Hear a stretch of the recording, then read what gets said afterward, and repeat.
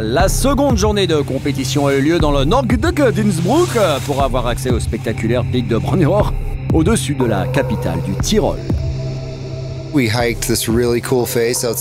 Nous avons escaladé cette face vraiment cool à l'extérieur d'Innsbruck. Il nous a fallu 2 heures de marche. C'était une longue face où l'on pouvait vraiment tout déchirer. Rien de très méchant, tu sais, vraiment une face grande ouverte. C'était cool. Cool de pouvoir monter à pied là-haut.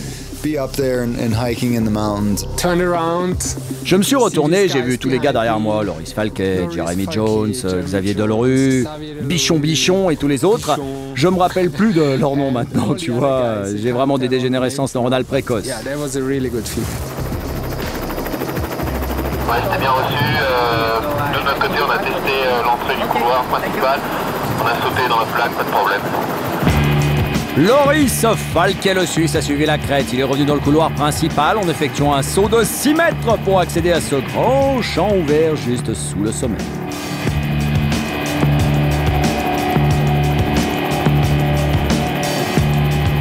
Mitch Tolderer, le local, a su tirer avantage de sa connaissance de la montagne. Il a continué son ascension sur la crête, ce qui lui a ouvert de nouvelles options. 2 grosses parois en haut et la vue spectaculaire sur Innsbruck.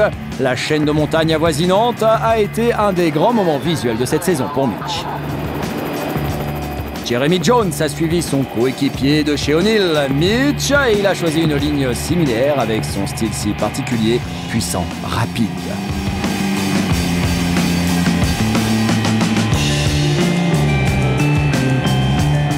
Le vainqueur de la première édition du Big Mountain Pro, Xavier Delerue, a choisi de rester sur la face principale.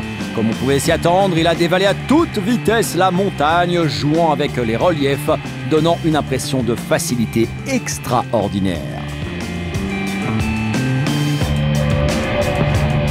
Le Young Jeremy Hetz s'est placé au centre de la face, où il a trouvé de vrais boulevards pour pouvoir effectuer de gros carves, des virages rapides.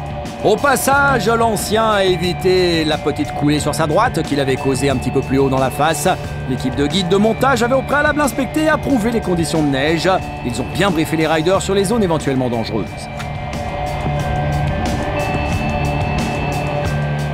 Le freestyler norvégien Fredrik Envensen, dans sa première compétition de freeride, s'est montré à l'aise. Il a injecté quelques tricks freestyle sur ce flanc de montagne. Plusieurs rotations au-dessus d'une paroi et des bosses qui lui ont garanti le respect de ses pairs. Thomas Diet, surnommé Bichon pour les intimes, a pris une ligne directe dans le couloir principal. Il a descendu le Brenniochspitze vers Innsbruck en profitant de cette belle poudreuse de la vue sensationnelle sur la capitale du Tyrol.